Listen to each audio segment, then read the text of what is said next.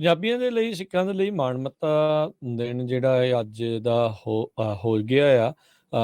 ਪਿਛਲੇ ਮਹੀਨਿਆਂ ਦੇ ਵਿੱਚ ਫਰਵਰੀ ਦੇ ਵਿੱਚ ਵਾਈਟ ਹਾਊਸ ਦੇ ਦੁਆਰਾ ਪ੍ਰੈਜ਼ੀਡੈਂਟ ਬਾਈਡਨ ਦੇ ਦੁਆਰਾ ਮਾਸਟਰਕਾਰਡ ਦੇ ਸੀਈਓ ਰਹੇ ਅਜੇ ਬੰਗਾ ਨੂੰ ਵਰਲਡ ਬੈਂਕ ਦਾ ਕਹਿ ਲਓ ਵੀ ਚਾਬੀ ਉਹਨਾਂ ਦੇ ਹੱਥ ਫੜਾਈ ਜਾਣੀ ਸੀ। ਅੱਜ ਫਾਈਨਲੀ ਕਹਿੰਦੇ ਵੀ ਉਹਨਾਂ ਨੇ ਇਸ ਦਾ ਅਹੁਦਾ ਜਿਹੜਾ ਉਹ ਸਾਂਭ ਲਿਆ ਹੈਗਾ ਆ। ਸੋ ਪ੍ਰੈਜ਼ੀਡੈਂਟ ਬਾਈਡਨ ਨੇ ਅਜੇ ਬੰਗਾ ਨੂੰ ਵਧਾਈ ਜਿਹੜੀ ਇਸ ਦੇ ਵਿੱਚ ਦਿੱਤੀ। ਉਹਨਾਂ ਨੇ ਕਿਹਾ ਵੀ ਇਹ ਬੜੇ ਟਰਾਂਸਫੋਰਮੇਟਿਵ ਲੀਡਰ ਨੇ ਜਿਹੜੇ ਕਿ ਆਪਣਾ ਤਜਰਬਾ, ਮਹਾਰਤ ਤੇ ਆਪਣੀ ਜਿਹੜੀ ਇਨੋਵੇਸ਼ਨ ਆ ਵਰਲਡ ਬੈਂਕ ਦੇ ਪ੍ਰੈਜ਼ੀਡੈਂਟ ਦੇ ਤੌਰ ਦੇ ਉੱਤੇ ਉਸ ਨੂੰ ਨਾਲ ਲੈ ਕੇ ਆਉਣਗੇ।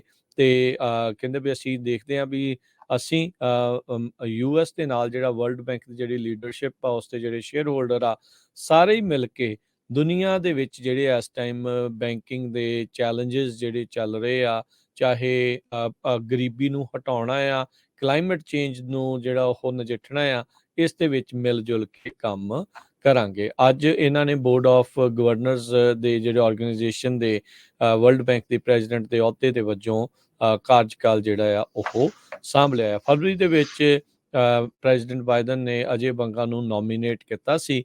ਇਹਨਾਂ ਨੇ ਡੇਵਿਡ ਮੈਲਪਾਸ ਜਿਨ੍ਹਾਂ ਨੂੰ ਟਰੰਪ ਐਡਮਿਨਿਸਟ੍ਰੇਸ਼ਨ ਨੇ ਅਪਾਇੰਟ ਕੀਤਾ ਸੀ ਉਹਨਾਂ ਨੂੰ ਰਿਪਲੇਸ ਕਰਨ ਦੇ ਲਈ ਰੱਖਿਆ ਸੀਗਾ। ਡੇਵਿਡ ਮੈਲਪਾਸ ਨੇ ਪਹਿਲਾਂ ਹੀ ਕਿਹਾ ਸੀਗਾ ਵੀ ਉਹ ਇਸ ਸਾਲ ਦੇ ਵਿੱਚ ਸਟੈਪ ਡਾਊਨ ਕਰਨ ਜਾ ਰਹੇ ਆ।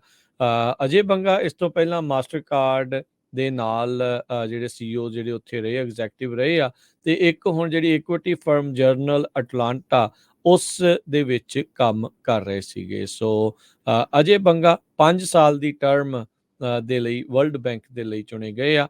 ਵਰਲਡ ਬੈਂਕ 199 ਮੁਲਕਾਂ ਦੇ ਨਾਲ ਮਿਲ ਕੇ ਜਿਹੜੀ ਉਹ ਬਣਾਈ ਗਈ ਆ, ਜਿਹਦਾ ਮੁੱਖ ਤੌਰ ਦੇ ਉੱਤੇ ਕੰਮ ਇਹ ਹੁੰਦਾ ਆ ਵੀ ਜਿਹੜੀਆਂ ਲੋਨਸ ਤੇ ਗ੍ਰਾਂਟ ਲੋ ਤੇ ਮਿਡਲ ਇਨਕਮ ਕੰਟਰੀਜ਼ ਉਹਨਾਂ ਨੂੰ ਦਿੱਤੀਆਂ ਜਾਣ ਤਾਂ ਜੋ ਉੱਥੇ ਡਿਵੈਲਪਮੈਂਟ ਦੇ ਪ੍ਰੋਜੈਕਟ ਆ ਉਹ ਅੱਗੇ ਵੱਧਦੇ ਜਾਣ। ਬਾਈਡਨ ਉਹਨਾਂ ਨੇ ਕਿਹਾ ਵੀ ਉਹ ਅਜੇ ਬੰਗਾ ਦੇ ਨਾਲ ਕੰਮ ਕਰਨ ਦੇ ਲਈ ਬੜੇ ਉਤਸ਼ਾਹਤ ਨੇ ਤੇ ਉਹ ਸਪੋਰਟ ਕਰਨਗੇ ਵੀ ਜੇ ਉਹ ਵਰਲਡ ਬੈਂਕ ਨੂੰ ਟਰਾਂਸਫਾਰਮ ਵੀ ਕਰਨਾ ਚਾਹੁੰਦੇ ਆ। ਤੇ ਪ੍ਰੈਜ਼ੀਡੈਂਟ ਬਾਈਡਨ ਨੇ ਕਿਹਾ ਵੀ ਵਰਲਡ ਬੈਂਕ ਇੱਕ ਬਹੁਤ ਕ੍ਰਿਟੀਕਲ ਇੰਸਟੀਟਿਊਸ਼ਨ ਆ ਜਿਹੜੀ ਦੁਨੀਆ ਦੇ ਵਿੱਚ ਜ਼ਰੂਰੀ ਆ, ਖਾਸ ਕਰਕੇ ਗਰੀਬੀ ਨੂੰ ਹਟਾਉਣ ਦੇ ਲਈ। ਸੋ ਅਜੇ ਬੰਗਾ ਨੂੰ ਬਹੁਤ-ਬਹੁਤ ਆਪਾਂ ਵੀ ਵਧਾਈ ਦਿੰਦੇ ਜੀ। ਸੋ ਬਿਲਕੁਲ ਪਹਿਲੇ ਦਸਤਾਰਧਾਰੀ ਸਿੱਖ ਆ ਜਿਹੜੇ ਵਰਲਡ ਬੈਂਕ ਦੇ ਹੈੱਡ ਬਣੇ ਹੈਗੇ ਆ। ਸੋ ਸਿੱਖਾਂ ਲਈ ਬਹੁਤ ਮਾਣ ਵਾਲੀ ਗੱਲ।